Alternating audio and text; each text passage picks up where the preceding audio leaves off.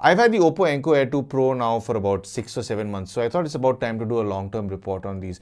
On a build and comfort front, these have done reasonably well. Now, when it comes to the build in particular, as I did suspect, there are a whole bunch of scratches that have formed on the rear of the case. But the one thing I didn't like when I first reviewed these was that the Oppo branding is actually on the back of the case, right on the hinge. So I found it very weird for them to place it right there. So at times I have placed it on the other side, on the front side of the case. So the front side has also gotten a few scratches. This won't necessarily happen if you always place it on the rear side of the case. I think when I was first reviewing these, I did drop them off of my desk while I was shooting them. So there is a little mark on the upper lid, but despite it falling, it's not really given any problems. So the alignment of the hinge is perfectly fine. It closes perfectly well and it snaps shut as it did when it was new. I do like the overall feel and look of the case because it's very easy to fit in the palm. It fits into any jeans pockets or even in your bags without any problem. Also, there's this sort of moon-ish effect, sort of a raised platform which is see-through on the upper side of the case. I've not really seen this on many other designs of earphone cases in particular, and this one is very tastefully done. In fact, I wish that they had put the Oppo branding under this. It would have looked a lot more classy than it does with the current design. When it comes to the earbuds, the joining area that closes the housing to the stem has picked up a little bit of dirt, and it's bound to because that micro gap that's there is bound to pick up any grease or dust over time. This can be cleaned. In fact, usually I do clean it with a toothpick, but it does happen over long-term use. Another thing I do like with the ear tips in particular is that it's got a bit of a meshing on the inside so as to hinder your earwax or any dirt going into the mesh of the earphones. So it's easier to just take off the ear tip and clean this without clogging the mesh with any of that gunk. On a comfort front, I am a bit on the fence with these earphones because I remember when I was first testing these, they seemed very fine and very comfortable for the first few hours. But then after some time, my left ear in particular started hurting. And I have noticed that these earphones and even the Realme Buds Air 3 in particular that I compared, their housings are a little too large for my ears. So I think I have had a few people who've written in on those specific videos, be it the in-depth review or even the comparisons, that their ears start hurting with these earphones in particular, and they've usually traded them in. So before you consider locking in and buying earphones like this, it's worthwhile trying and seeing if you can get a pair from a friend just to try on for a little while and see if they're comfortable enough for you. But when it comes to me, I do find the right earbud a lot more comfortable than the left earbud because my left ear is a bit smaller and that housing is a little on the larger side. But all in all, when it comes to their build and comfort, these are not bad at all, and I wouldn't be recommending these if they weren't good. Much like something else I would also like to recommend to you. I have been trying this out for the past few months just to see how well it works, and I have benefited from it. I have been trying my hand at Cash Karo just to see how it works over the last few months, and it turns out there is an actual benefit because I have bought some clothing off of clothing stores as well as electronics because Cash Karo is linked up with a whole bunch of websites that you can benefit from. In this case, you can either get a whole bunch of discounts or you can get a whole bunch of cash back which goes into your wallet within the site. Now there is a process to signing up, so I will leave a screen recording up here to follow. If you do want to slow it down, feel free to do that. But I have benefited from this over the past few months by getting larger discounts on some earphones. To begin with, I was a bit skeptical about how this would work, but it turns out that even if there's a sale on Amazon or any other clothing site, you can get further discounts or even cashback through this specific site. The money that you can accumulate in your wallet over time doesn't necessarily have to go to your next purchase. If you want it to get transferred into your bank account, you can do that as well. So the good news is that Cash Karo is linked up with over 1500 e-commerce websites. So you do have the most popular Amazon and even Myntra that you can get discounts on. And if you would like an additional gift voucher during sign up, I will leave that code at the end of the video. And signing up also does not cost you anything at all. So moving on with the Enco Air 2 Pro and its features. As with every other set of earphones you get today, this does have touch controls, and this is worked perfectly fine. In fact, one thing I do really like is that this has volume control. So you can program the left and right earbuds to control volume. And what's nice is, in fact, what I did like about these compared to, let's say, the Nothing Ear ones and all is, with those Nothings, you have to slide up multiple times to increase the volume. Whereas with this, it's a press and hold. So if you press and hold and just keep it held, it keeps bumping up the volume by various increments. Likewise, if you do with the volume down, it does the same thing. So you don't have to keep tapping it and or tapping and holding and then tapping and holding again like you do with some other earphones. This one works quite seamlessly. Now, the only thing is you have to trade off one feature for another when you select a certain feature. For example, if you want the option to switch between two devices, which this does have, it does have multi-device pairing. If you keep that for press and hold, you have to sacrifice your volume down option. So you'll have to do that from your phone. Now coming back to the multi-device pairing. Now I did have an issue with these earphones, which I did mention in the in-depth review and the comparison I did with the Realme Buds Air 3. It never really switched between the two devices I had synchronized it with. And everybody on those reviews commented that I've got this pair, they're working perfectly fine, I don't know what's wrong with yours. I checked for multiple software updates. If ever there was, I updated it. But I even tried resetting these, and at no point did it start working.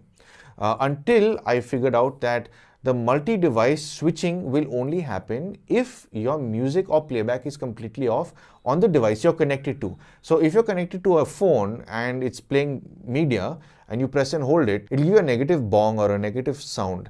The minute you pause your media, be it your video or your audio, and you press and hold it, it transfers over to the other device quite seamlessly. Now, obviously, you need to have both devices in front of you and both of their Bluetooth needs to be on. But when you do this in particular, it works perfectly fine. And if I could redact what I said in those original videos, I would, but I can't. This is the follow-up. And honestly, I'm surprised how seamlessly it works. I think once you press and hold it, it just takes about 2.5 seconds and it's onto the next device and you can pick it up and use it quite seamlessly. Another neat feature that these have at this price, which is still I find very surprising to be able to get this at this price point, is active noise cancelling. And these might not be the best active noise cancelling earphones out there. Like I think the Realme Buds Air 3 that I tested against these did do better, but this gets the job done. So if you have a fan motor running or an air conditioner, it manages to bring those levels down by more than enough so you can be more zoned into your media. For that matter, I stay very close to busy streets, so it does do a good job of getting all of the droning noises out of the engines. So I can't really complain about the active noise cancelling. These do have a game mode in their app. In fact, Oppo claims that they can bring it down to as low as 94 milliseconds when it comes to its response time. So I didn't do this in the original in-depth review, but it's worthwhile showing you a demo as to how it does, because my experience is these aren't bad when it comes to normal use with game mode off. At least the video sync is not too bad. When the game mode is switched on, it does get a little bit better, yes. But if you are a serious gamer, you already know that if you really don't want any latency, you're better off using a cabled set of earphones. So here's a small demo to give you an idea of how well it does with game mode on and game mode off with gaming and video.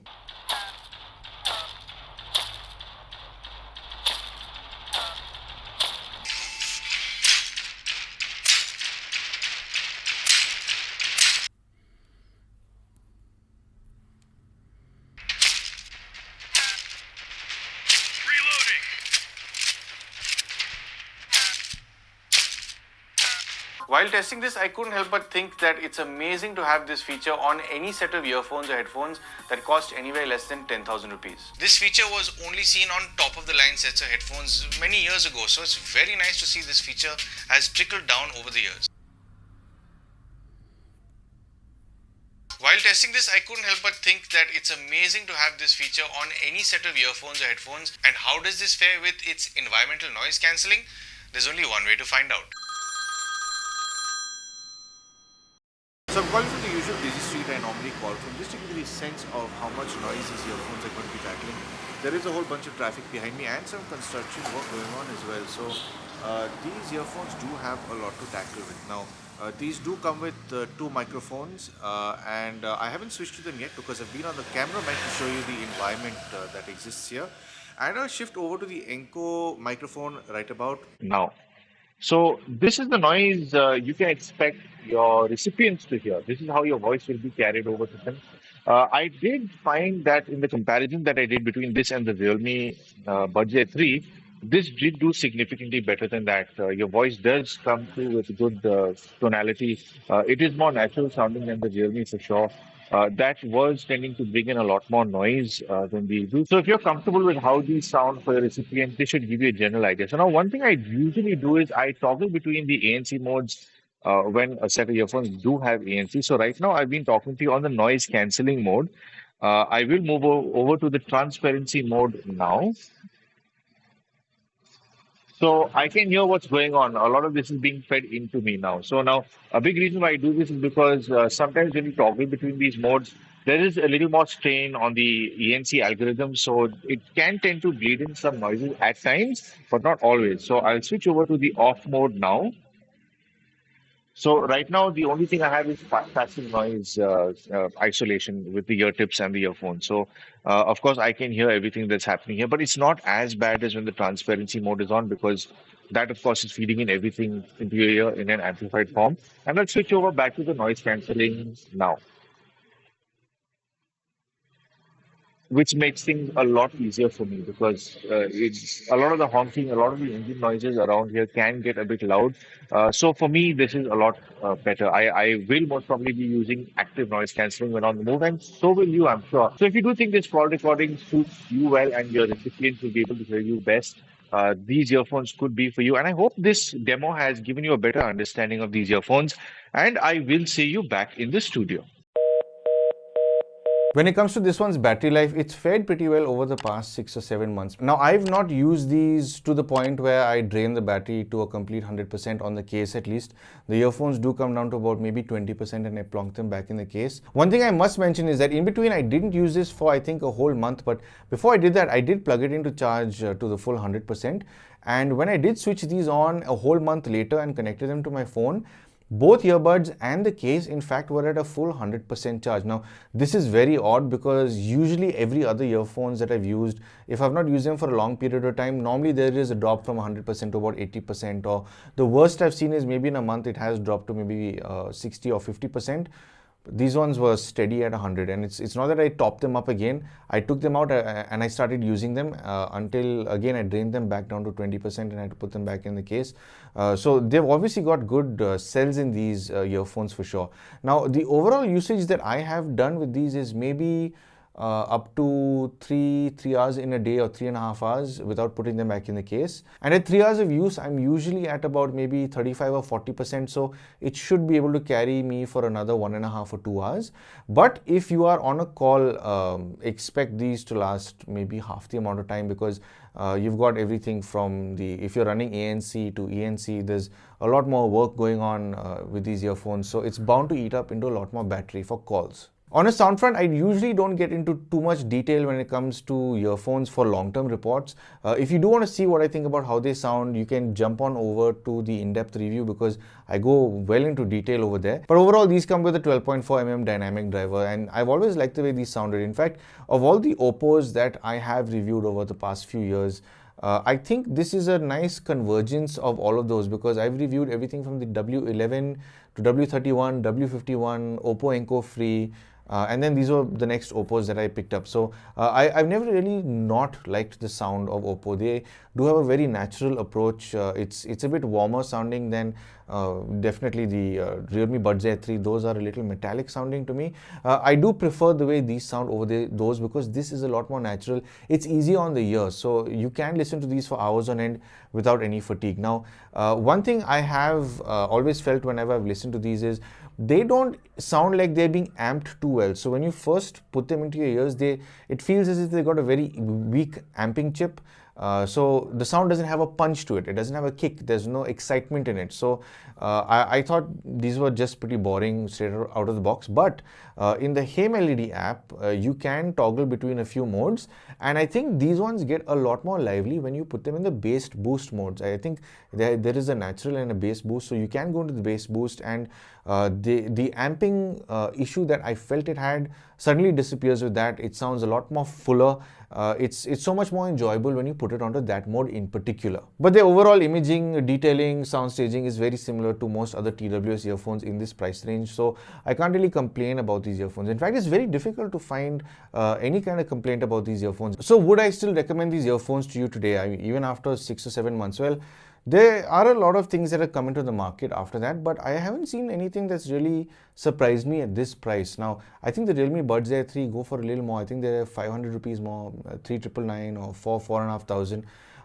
I would still choose these over that for the main reason that they sound better to me. I prefer the sound signature and approach that Oppo has taken. Oppo does have a hi-fi heritage, so I'm sure some of that has trickled down towards the tuning of these drivers in particular. These are also a little more affordable than some other earphones out there. I think some people have even considered this OnePlus Buds Z2, but those I think are 4,999 right now, which is still quite expensive. Those haven't come down in price despite having a few issues which I've addressed in some other videos. But how much are these going for, like presently? Because I think when I bought them, I think they were a little over 4,000. But right now, at the time of recording this, they are going on the Oppo website for 3,499, and on Amazon India they are also going for 3,499. So it might be worthwhile going onto the Kashkaro site and seeing if you can get some sort of cashback or discount on these earphones, specifically if you sign up with Kashkaro and try and shop through Amazon. And if you do want that discount code, if you're still here, the discount code is POV25, which you can apply while signing up. You should get some sort of benefit with this code in particular. And if you can get a better deal than 34.99 for these, I think it's an absolute steal, because I've always enjoyed every set of Oppo earphones that I've owned. I've never really regretted them. In fact, the only set of Oppo earphones that packed up on me were the old W31s, because my mom put them in the washing machine by accident for wash. So one of the earphones packed up. I'm surprised the other one didn't, but they're definitely very hardy set of earphones. In fact, these in particular I think have an IPX54 rating, which should be perfect for your outdoor runs, even if it rains a little bit. So I don't think sweat and grime will also hinder this too much. So I think these are definitely long-term earphones. They should last you definitely more than the 1-year warranty that you get with these, as my other Oppo earphones have. So I hope you found this video helpful and informative in some way or the other. And if you would like to support the channel, I'm sure you know exactly how to. But of course, thank you for tuning into Paul's POV for some sound advice.